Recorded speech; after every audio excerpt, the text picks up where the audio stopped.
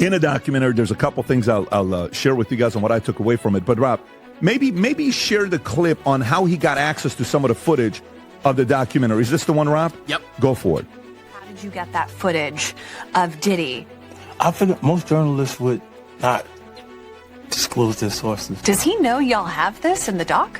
I would doubt he knows. So when this airs, that'll be the first time that his legal team, Diddy, that everybody knows that this footage is now seeing the light of day.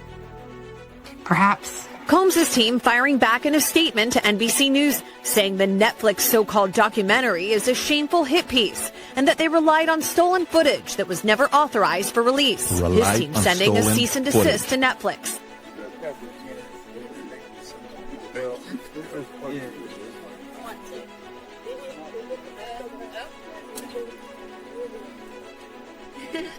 Bishop Jakes was at a Diddy party. There could only be two reasons. In 50 Cent's new documentary, the silence speaks louder than any accusation. For years, names like Diddy and TD Jakes moved through separate worlds. Music, faith, influence, rarely questioned in the same breath. But when power operates across institutions, truth doesn't disappear, it waits. What remained hidden was not a single act, but a system that rewarded proximity, protected reputation, and taught everyone nearby that silence was safer than clarity. And when that silence finally cracks, the real question isn't what happened. It's how long it was allowed to continue. Pulled me to himself, wrapped his arms around me and tried to kiss me. And in that moment, I literally died. To many in the religious community, Bishop TD Jakes has been a spiritual advisor to presidents and a religious voice to thousands. Because, the Honorable Minister Louis Farrakhan has prepared us for his departure for many decades. And many people, if you wrongly idol worship someone, you could have a void. Real life.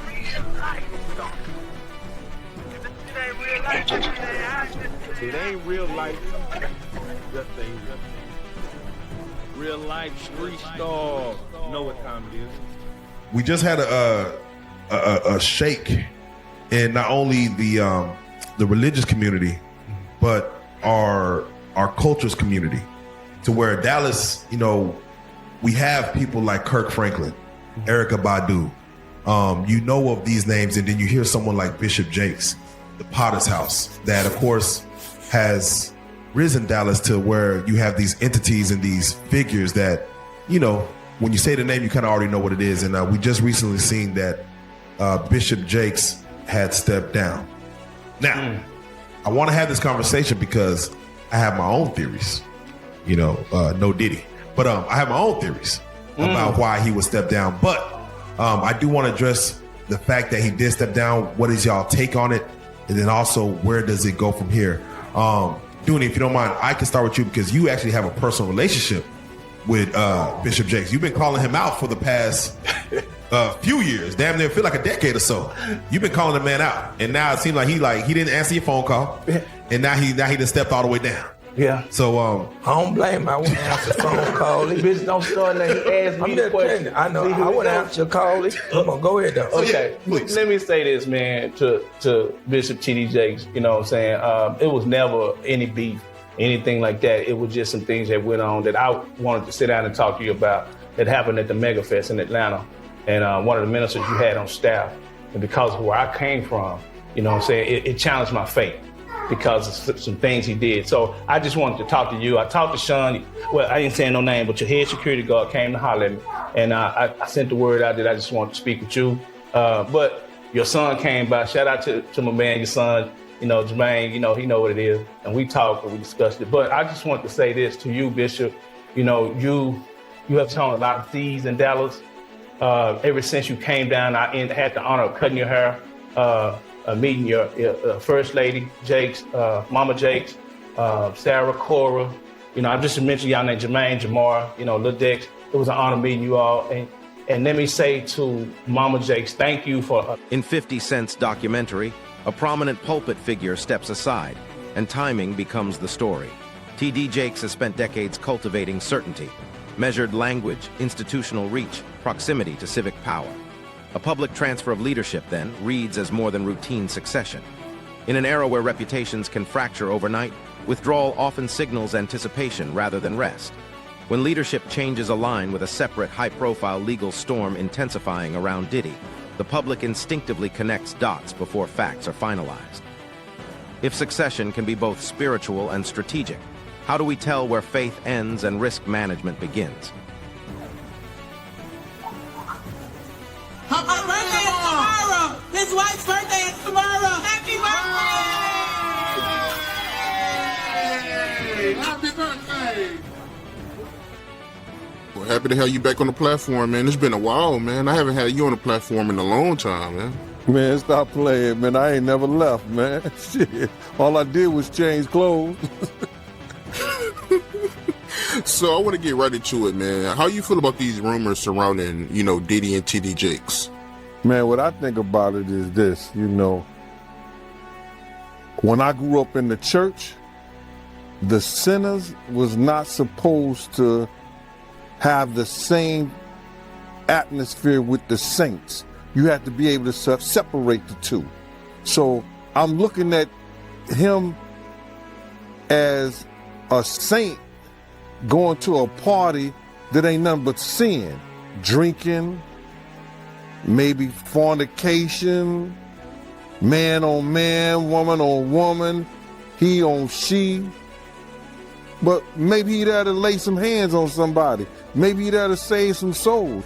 I know he got a contract with Revolt, so I'm just like, it's just real strange that he would be found at any kind of Diddy party or any kind of place with Diddy unless it's in a business atmosphere. So now what he's doing is he's making, man, he making the Christians look real bad right about now. And you've been to these parties, right? Oh, yeah. I was there when he was doing the white parties in the Hamptons and the whole 9 yards. So I know what goes on at the parties. If, they probably got a little bit more freakier, as time went on, because they got to the point whereas that they didn't even care. It used to be secretly, where people used to go to, separate rooms and different rooms, and they wasn't doing that out in the public, but now they don't care. Men kissing men and all this other, that's just crazy. So why do you think he was going to these parties? I think that he's going to the Diddy parties, bruh. If he's going, well, we know he's going to the Diddy party, and I know that it's, I know what usually happens at the Diddy party, or what we told us happened at the Diddy parties. Maybe he need to see it for himself, man. Maybe he need to go there and really be involved in some things that could help save some individuals while they going to those parties. Or maybe he just going to... A civil filing introduces a name, and culture rushes to judgment before the process does. In 50 Cent's documentary, the transcript reflects a familiar pattern.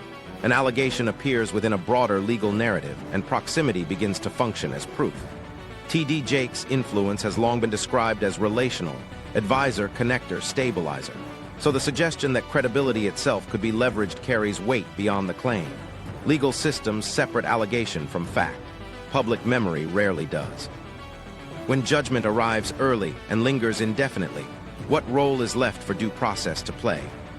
Man, it's hard to even talk about why would you find a religious man, when you know that the saints supposed to separate themselves from the sinners, and why would a religious man like himself be at a party which ain't nothing but sin that's going on, bro? Whether it's drinking, maybe fornicating, maybe, like I said, men on men, women on women.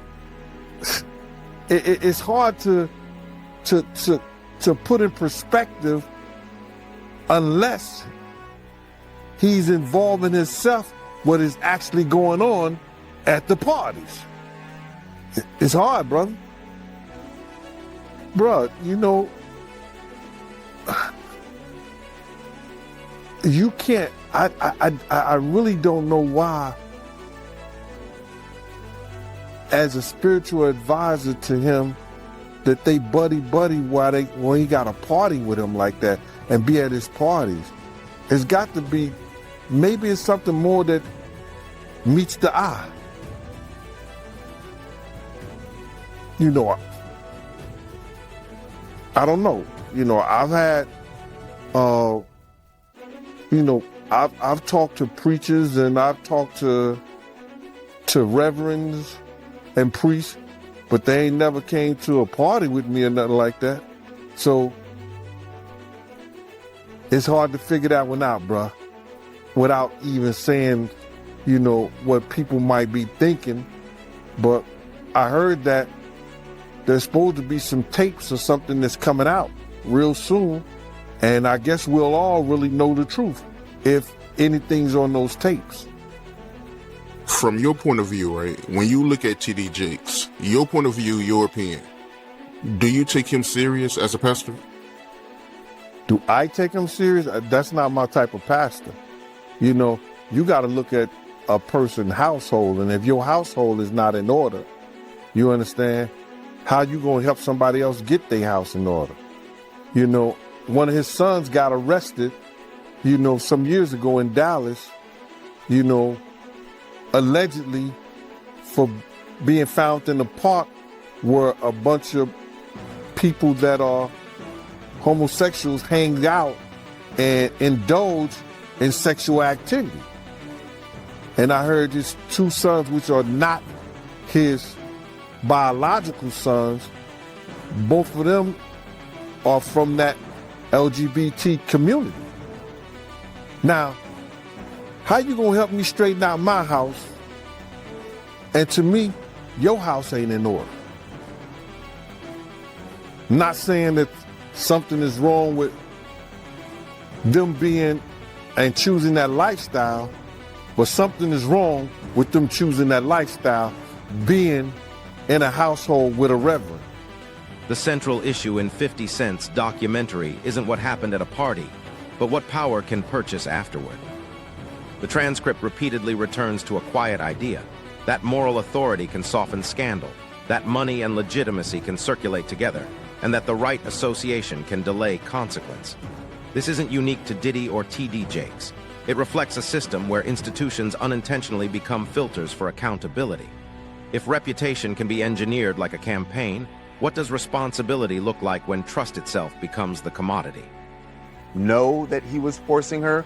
Obviously, the government is presenting this as Diddy coercing her to stay in this relationship, to continue doing these freak-offs, even though she has said she didn't want to. But how much of that did she share with Diddy? Did he know that he was coercing her into this? Because that's what the whole sex trafficking charge is going to come down to.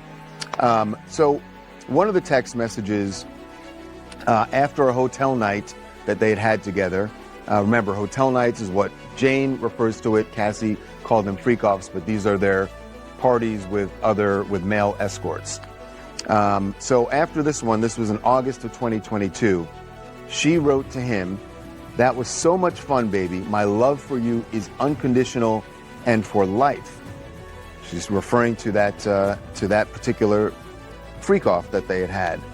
And she also talks about Paul. Paul is the guy that yesterday she said that their nickname for him was Shaq. She was Kobe and Diddy was Jordan, and they were the trifecta. So she is addressing the fact that she really enjoyed their encounters with Paul. But while Diddy's defense is trying to make it sound like, look, she was so into this. She loved having Paul. She asked for Paul. She wanted to clarify this. She said, if I had to do what I had to do, at least there was somebody who had a warm energy about them. So yes, she is saying positive things and had positive feelings about Paul, but she's saying, I'm only doing this because this is, at least I have an option here. She would prefer to not have the hotel nights at all, but she felt like these were the circumstances of the terms and conditions, as she put it yesterday, of this relationship. She said, if I see him, Diddy, there is a request for a hotel night. So I'm just adapting to my circumstances. I'm adapting to my environment. So yes, there were moments when I suggest or organize these things under the pressures of my lover. Yes. I think that's the key thing there. She says, under the pressures of my lover. So she certainly feels pressured to do this. Does Diddy know that he's pressuring her? That is the. A personal account enters the record, and its impact comes from power imbalance rather than detail. In 50 Cent's documentary, the narrative describes emotional access, mentorship, affirmation, closeness, followed by an alleged violation that reframes intimacy as leverage. Even as an allegation, the implication travels fast because it mirrors a broader pattern, authority converting vulnerability into compliance. Communities built on spiritual safety are destabilized not by accusation alone, but by the possibility that trust itself was weaponized. If faith leadership rests on moral clarity, how much ambiguity can it absorb before it breaks? News out of Dallas. A megachurch founder and pastor, TD Jakes of the Potter's House. His ex-son-in-law claims that TD Jakes abused him. Richard Brandon Coleman is the ex-husband of TD Jakes' daughter, Cora Jakes. An attorney representing Coleman says that Coleman now claims, along with other unnamed males, they claim to have credible allegations against the Potter's House founder, TD Jakes, of grooming, assault, sexting, and transporting them across state lines. Richard Brandon Coleman, 36 years old, also known by his stage name, Ski Ventura, is serving time in a Texas prison for aggravated assault of a child and indecency with a child. Cora Jakes announced her divorce from Coleman in January 2022, shortly before his crimes became public, after they'd been married for about 10 years, and they have 2 adopted children.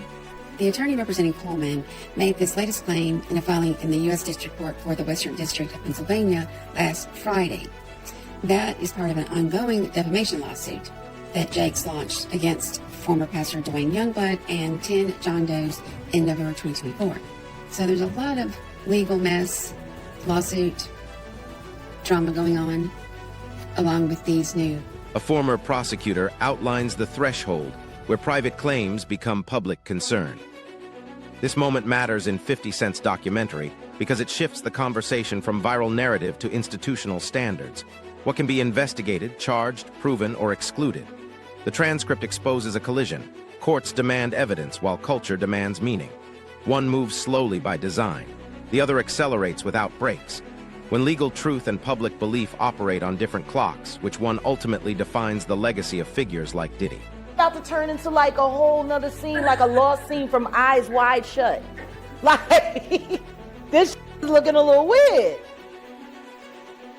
I mean, if Bishop Jakes was at a Diddy party, there could only be 2 reasons.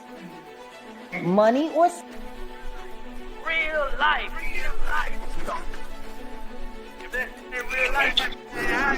It ain't real life. Just ain't real. Real life street star. You know what time it is. Why do you think TD Jakes was at Puff Daddy's birthday party?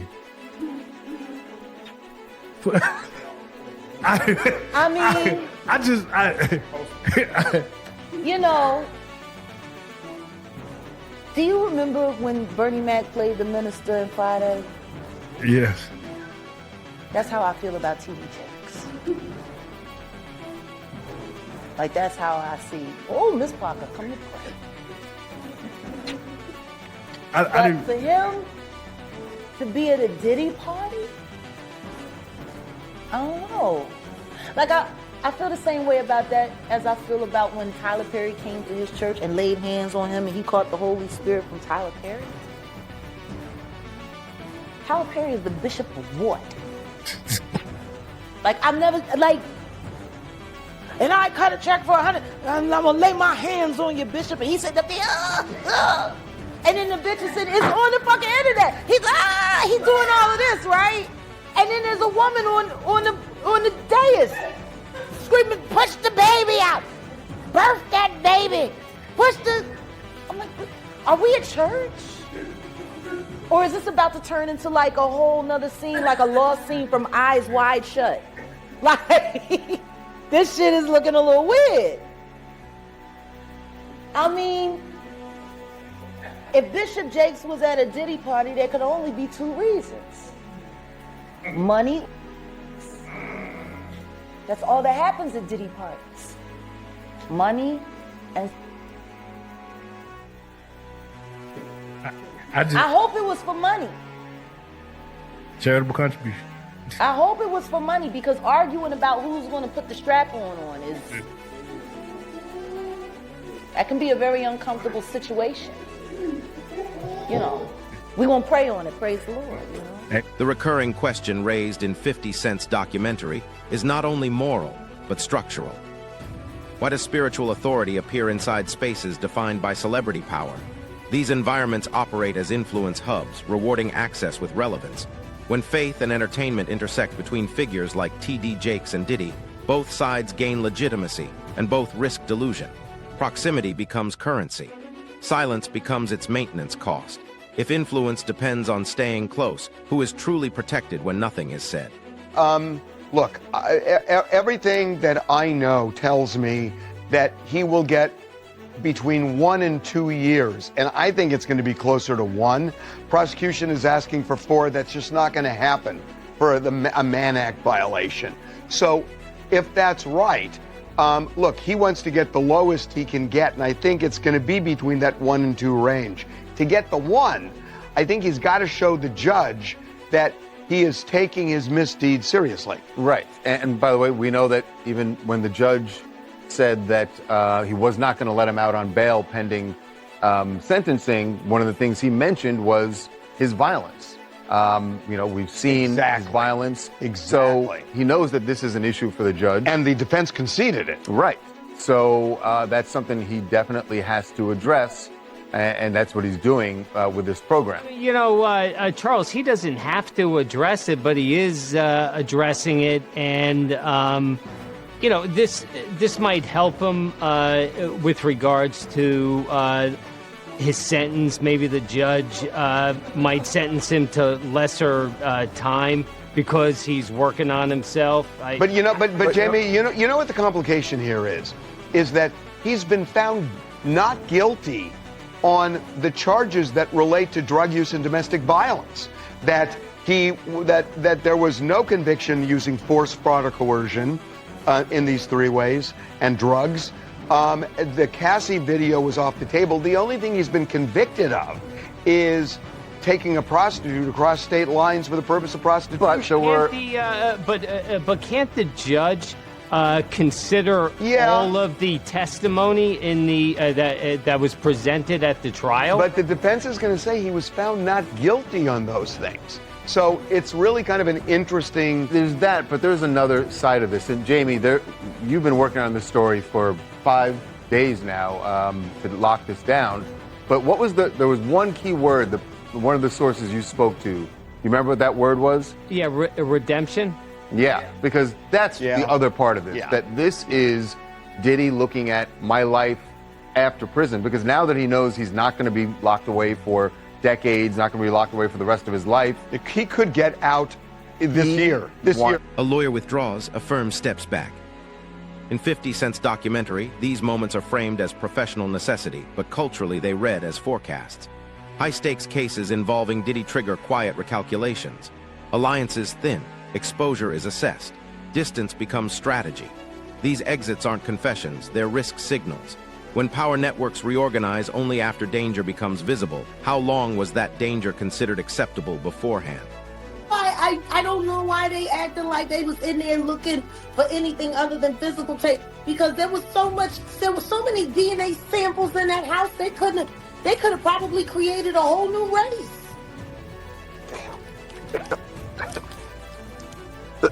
Let me ask you, when it comes to the hotels, he said that, or in the indictment, they said that there was people that were hired to clean up after the pre-call. So this is not even the people that's hired by the hotel. These are special people. No, they had to bring in outside clean. No, this is industrial level foolishness. What are you talking about? It's Breaking Bad level. Imagine what happened. Now, you heard the video, you heard the footage with him and the meek. Now, we also know that TD Jakes is allegedly also a power bottom. And he's a much older man. And they say he's very enthusiastic in his endeavors. What happens when he pops something loose? You know what I'm saying?